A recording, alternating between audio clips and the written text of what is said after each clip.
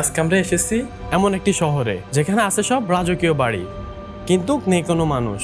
গত 100 বছরের চেয়েও বেশি সময় ধরে এই জায়গার প্রতিটি দেওয়ালে মিশে আছে এক রহস্যময় নীরবতা। কেন এক রাতের আধারে এখানকার সব ধনী ব্যবসায়ীরা তাদের সব সম্পদ পেলে পালিয়ে গিয়েছিল। এখন আমরা দাঁড়িয়ে আছি সেই পরিত্যক্ত শহর পানাম নগরীতে।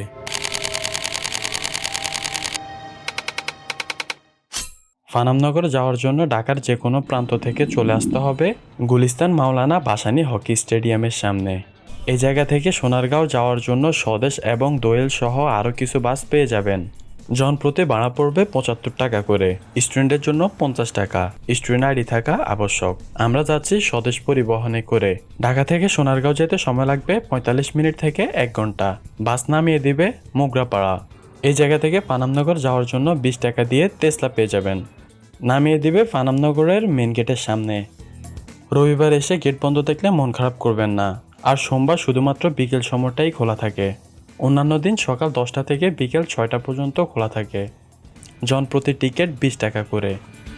এখানে ফানামনগরের ইতিহাস সংক্ষেপে বর্ণনা করা হয়েছে। ফানামনগরের প্রবেশ পথে আমাদেরকে আটকে দেওয়া হলো। আমরা নাকি ভিতরে ক্যামেরার গিম্বেল ব্যবহার করতে পারবো না। তাতে কি, আমাদের হাতই তো গিম্বেল। প্রবেশ করতে চোখে পড়বে সাদা প্রশাসনিক ভবনটি। ফানামনগরের রাস্তার দুই পাশে মোট 52টি বাড়ি রয়েছে। রাস্তার উত্তর পাশে 31টি এবং দক্ষিণ পাশে 21টি বাড়ি রয়েছে। বেশিরভাগ বাড়ি একতলা এবং দোতলা বিশিষ্ট। এই ইতিহাস খুঁজতে হলে আমাদেরকে ফিরে যেতে হবে কয়েকশো বছর পেছনে। ঢাকার খুব কাছে অবস্থিত সোনারগাঁও শহর। এই ছোট শহরটি ছিল বাংলার অন্যতম গুরুত্বপূর্ণ রাজধানীর একটি। শক্তি, সংস্কৃতি আর বাণিজ্যের কেন্দ্রবিন্দু। 1300 শতাব্দীর দিকে সোনারগাঁও হয়ে ওঠে এক আন্তর্জাতিক বাণিজ্য কেন্দ্র। আরব, পারস্য, চীন এমনকি ইউরোপ থেকেও বণিকরা এখানে আসতেন মেঘনা ও শীতলক্ষ্যা নদী হয়ে। এই শহরটি বিখ্যাত ছিল মসলিন কাপড়, মশলা, নীল, হাতির দাঁত, স্বর্ণ ও রূপার জন্য। 1610 খ্রিস্টাব্দে মুঘল শাসনামলে রাজধানী ঢাকায় সরিয়ে নেওয়ার কারণে গুরুত্ব কমতে থাকে সোনারগাঁওয়ের। কিন্তু 1800 শতাব্দীর দিকে এখানে ইংরেজরা শুরু করেন নীল চাষ। জোর করে কৃষকদের দিয়ে চাষ করানো হতো নীল, যার কারণে ধীরে ধীরে ভেঙে পড়ে স্থানীয় অর্থনীতি। 19 ও 20 শতাব্দীর শুরুতে কাপড়ের ব্যবসার পুনর্জাগরণের মাধ্যমে ধনী হিন্দু বণিকেরা পানামনগরে বসতি গড়ে তোলেন এবং নির্মাণ করেন এই চমৎকার ভবনগুলো। সোনারগাঁও ফিরে পায় তার সোনালী অতীত। তাহলে একটি প্রশ্ন থেকেই যায়, কেন আজ এই শহরটি পরিত্যক্ত? 1947 সালের দেশভাগের পর থেকে শুরু হয় এক ধরনের অস্থিরতা। এরপর 1964 সালের দাঙ্গা এবং 1965 সালের ভারত পাকিস্তান যুদ্ধের সময় তাদের জানমালের নিরাপত্তার জন্য এই শহর ছেড়ে ভারতে চলে যায়। এরপর থেকেই এই শহরটি পরিণত হয় একটি পরিত্যক্ত নগরীতে। এই জায়গার বাড়িগুলো এতটাই কাছাকাছি যে এই জায়গা দেখলে মনে হয় একটি বাড়ি, কিন্তু এই জায়গায় একটি বাড়ি না। এটা 4 নম্বর বাড়ি, এইটা 5 নম্বর বাড়ি, এইটা 6 নম্বর বাড়ি, ওইটা 7 নম্বর বাড়ি। এই জায়গায় একটি বাড়ি থেকে আরেকটি বাড়ির দূরত্ব বেশি হলে 1 হাত কিংবা তারও কম। এখানে একটা বাড়ি থেকে একটা বাড়ির দূরত্ব 1 হাতের চেয়েও কম। এছাড়া প্রায় প্রতিটি বাড়িয়ে একটির সাথে আরেকটি লাগানো। এই জায়গায় অনেক বিদেশি পর্যটক ঘুরতে আসেন। নগরীর পানি সরবরাহের জন্য দুই পাশে 2টি খাল এবং 5টি পুকুর আছে। এই নগরের ভিতরে আবাসিক ভবন ছাড়াও রয়েছে মন্দির, গির্জা, মঠ, হাম্মামখানা, পান্থশালা, চিত্রশালা, দরবার হল, জাদুঘর সহ আরও অনেক কিছু। এখানকার কিছু ভবন ঝুঁকিপূর্ণ হওয়াতে এই জায়গার প্রবেশপথ বন্ধ করে দেওয়া হয়েছে। আমরা এই জায়গায় দেখতে পারতেছি এই জায়গায় দেওয়াল তুলে দেওয়া হয়েছে যেন মানুষ এটার ভিতরে প্রবেশ করতে না পারে। এই যে প্রতিটা জায়গায় দেওয়াল তুলে দেওয়া হয়েছে, কারণ এই ভবনটা অনেকটাই ঝুঁকিপূর্ণ। কিছু কিছু ভবন এখনো পর্যটকদের জন্য খোলা রাখা হয়েছে। নগরের পেছনের দক্ষিণ পাশটায় আমরা প্রবেশ করি। এই জায়গা প্রবেশ করে আমাদের মনে হচ্ছে আমরা কোনো পরিত্যক্ত ভুতুড়ে বাড়িতে চলে আসলাম। এখানকার বাতাস যেন কোনো এক অজানা আতঙ্কে ভারী হয়ে আসছে।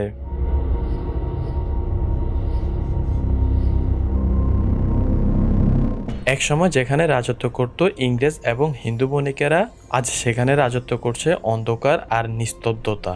ইট পাথরের এই কঙ্কালগুলো আজও আঁকড়ে রেখেছে শত বছরের পুরনো কোনো অভিশাপ আর হাহাকার।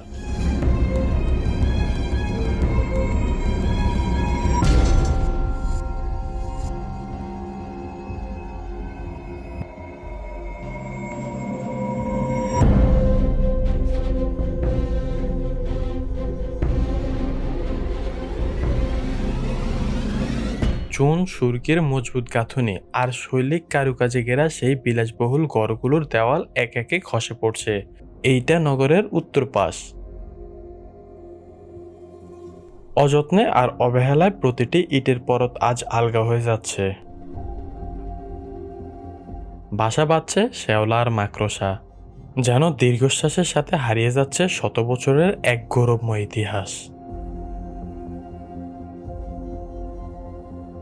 ছাদে ওঠার জন্য সিঁড়িও বন্ধ করে দেওয়া হয়েছে। এই জায়গায় আছে এক পরিত্যক্ত কূপ। নিজের হাতেই বাঁচালাম 2টি প্রাণ। তারপর এক অন্যরকম মানসিক শান্তি নিয়ে আমরা পানামনগর থেকে বিদায় নিলাম। পানামনগর থেকে 10 টাকা তেসলা ভাড়া দিয়ে চলে আসলাম বাংলাদেশ লোক ও কারুশিল্প ফাউন্ডেশনের সামনে। জনপ্রতি টিকিট পড়বে 50 টাকা করে। গেট দিয়ে প্রবেশ করতে চোখে পড়বে শিল্পাচার্য জয়নুল আবেদিনের বিখ্যাত চিত্রকর্ম সংগ্রাম, যা বাংলার গ্রামীণ জীবনের সংগ্রাম আর সহনশীলতার প্রতীক। 50 টাকার নোটে শিল্পাচার্যের এই বিখ্যাত চিত্রকর্মটি স্থান করেছে। এর বাম পাশে আছে বড় সর্দার বাড়ি। আজ আমরা এক্সপ্লোর করব শিল্পাচার্য জয়নুল আবেদিনের লোক ও কারুশিল্প জাদুঘর। জাদুঘরের সামনে রয়েছে শিল্পাচার্য জয়নুল আবেদিনের একটি ভাস্কর্য। আপনারা এই জায়গায় লোকশিল্প জাদুঘরের প্রবেশ পথে দেখতে পাবেন সামনে একটা ফুলের ঘর। এই জায়গায় আছে বাংলার হারিয়ে যাওয়া কিছু ঐতিহ্য। এই জায়গায় আছে ঢেকি, আর এই জায়গায় আছে নাঙ্গল, আর পিছনে আছে মই। এগুলো হচ্ছে গ্রামের হারিয়ে যাওয়া ঐতিহ্য। আর এই সামনে আছে এটা দিয়ে মাছ ধরা, কিন্তু আমি এটার সঠিক নামটা জানি না। এই জাদুঘরটি মোট 3 তলা বিশিষ্ট। জাদুঘরের ভিতরে প্রবেশ করতে চোখে পড়ল জয়নুল আবেদিন স্যারের সব বিখ্যাত চিত্রকর্ম। 1975 সালে এটি প্রতিষ্ঠিত করা হয়েছিল বাংলার লোক সংস্কৃতি এবং বাংলার ঐতিহ্য সংরক্ষণ করার জন্য। জয়নুল আবেদিনের ব্যবহৃত পোশাক। এই জায়গায় আরো আছে বিভিন্ন জামা, বিভিন্ন তুলি, মানে রং তুলি যেগুলো দিয়ে আঁকাআঁকি করতো, বিভিন্ন ব্রাশ। এখানে রয়েছে নকশিকাঁথা থেকে শুরু করে গ্রামীণ জীবনযাত্রার চিত্র।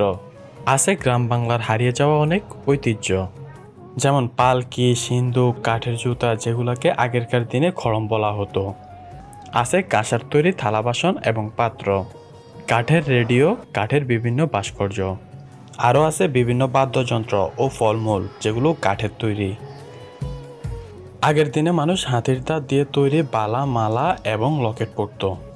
এছাড়া প্রাচীনকালের হারিয়ে যাওয়া অনেক নিদর্শনও আছে।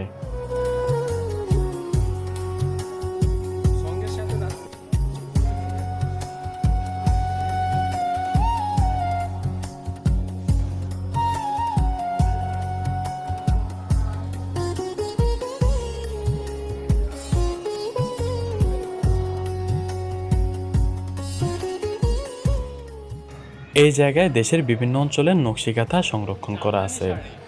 নকশিকাঁথা কেবলমাত্র একটি সেলাই করা কাপড়ে নয়, এটি ফুটিয়ে তোলে গ্রামীণ জীবনের গল্প, সংস্কৃতি, ঐতিহ্য, শৈল্পিক নিপুণতা, পারিবারিক বন্ধন, সবশেষে নারীদের সুখ দুঃখ ও আবেগ। আমরা এখন শেষ বিকেলে সময় কাটাবো বড় সর্দার বাড়ির পুকুর ঘাটে, কারণ এখন এটি বন্ধ হয়ে যাবে।